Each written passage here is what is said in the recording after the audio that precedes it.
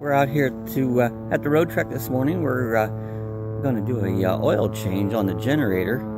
I like to go about every 100 hours. I like to do an oil change. And something else I'm going to check.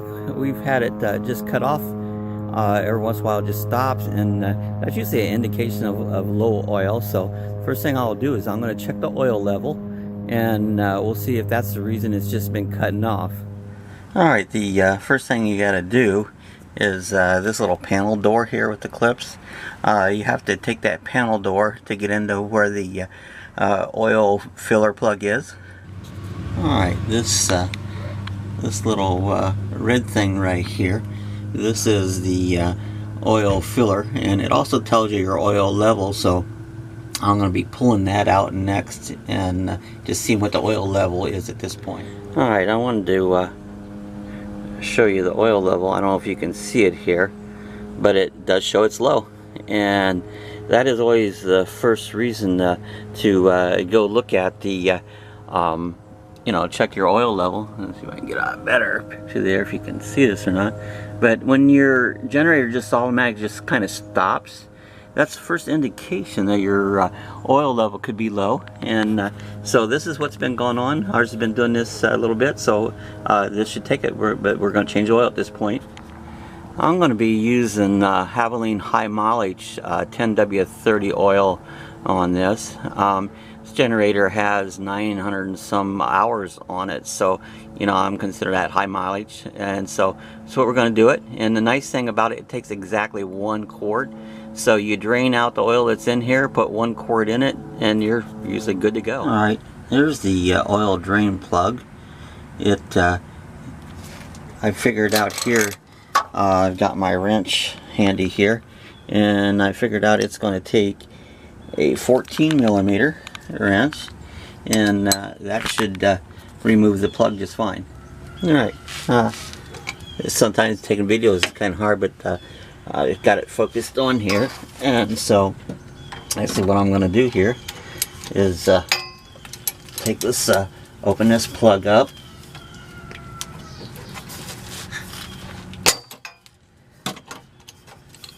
I think it come loose, yeah, so I'll plug this here, and I'll put the pan. Here's the fun part, when you end up with oil all over your hand. That's always enjoyable here. Get it so I don't drop the plug into the oil pan here. I think I got it. Alright. Oil's pretty dark, so we're going to just let that drain off for a while and make sure it empties out.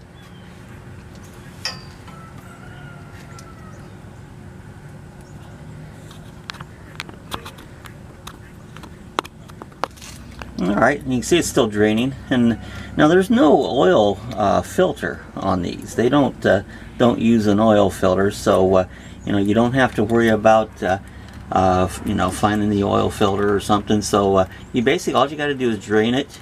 Now I drain it cold because it could be kind of hot there trying to work on it after the generator is hot on it. So we're going to let this drain out real good, and then the next step will be just to proceed to fill it back up. I'll be using a funnel, and remember the last time I did it, the can just fit up there perfectly, so we'll see how it goes. Alright, while that's draining, I wanted to show you the hour meter. We have 972 hours, and that's I went just about 100 hours on this since I changed it last time. And so I keep a log, and I'll log that down, and so occasionally I can say how many, if I can remember, you know. So I'll look at that log, and I can see how long it's been, so whether it's time to change oil again or not. I like to keep up on our oils. Oils is the lifeblood of any motor on it, so I try to keep my oils changed up on a regular basis. Alright, so you can see it's just about done. It just got a few drips, and so our next step will be to go ahead and reinstall the plug and make sure it's in there firm, nice and tight, but don't want to strip it, so not over tight.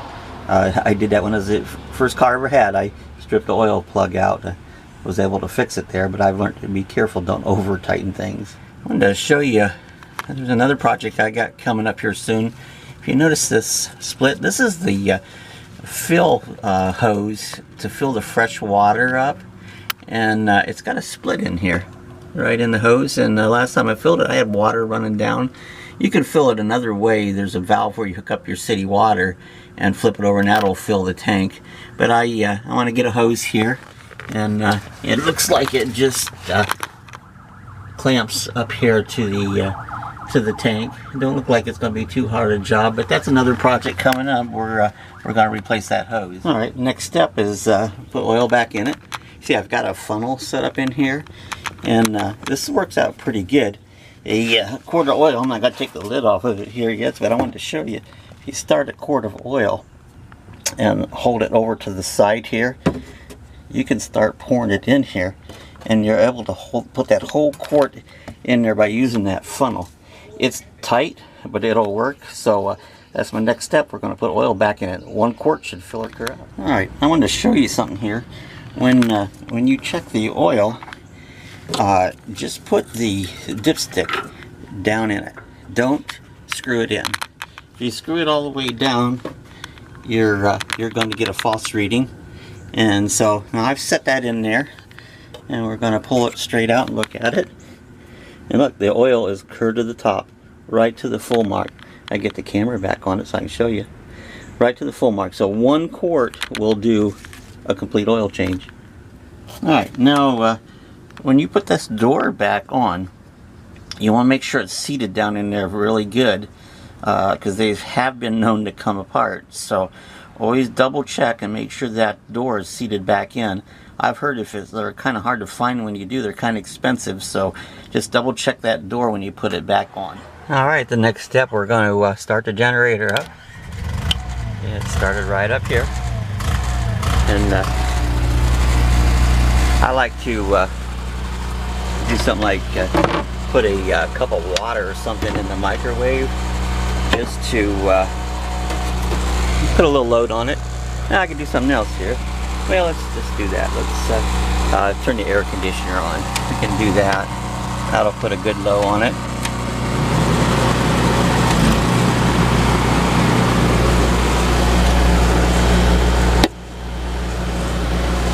There we go. I got the AC running here. Got a load on it. I'm going to write down 972, so I have it for my record. Let's go outside now and take a look and make sure we don't know. Alright, everything will be working good. The air conditioner's running nice. Check for leaks. Looks like we're good to go on it. So this is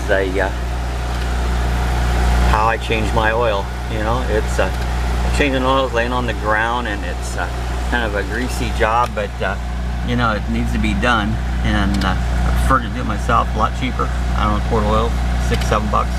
So it doesn't cost much to do it, but it's will make your unit last so much longer. Alright, this is my video on the oil change in our Roadtrek. Our Roadtrek is a 2001. It's a 190 versatile, and it's got the Microlight, the Olin Microlight 2800 generator in it. And you know, I like to keep up on the oil changes and that, keep healthy motors and that going. So, you know, I hope the video helped you out doing your own oil change and that. It really doesn't cost much. I mean, what's a quart of oil? $6-7, you know, something like that. So you do it yourself on it, and it's not hard. You have to lay on the ground. That's not so easy, and it's messy, but you know, you can do it. So I hope you hope this showed you a few things. If you haven't changed your own oil, I'll show you. Maybe you'll want to try it on it. Hey, leave me any comments you have below. If you have any questions in that, leave them below. And if you enjoyed the video, give me the thumbs up, and hit the subscribe button. I appreciate all my subscribers there. And if you'd like to get notified whenever I got a new video up, I basically put a new video up every day. Not always Roadtrek, but I put a new video up every day. So if you hit the subscribe and hit that little bell thing on the top, and it'll let you know when I got a new video up. So until the next time.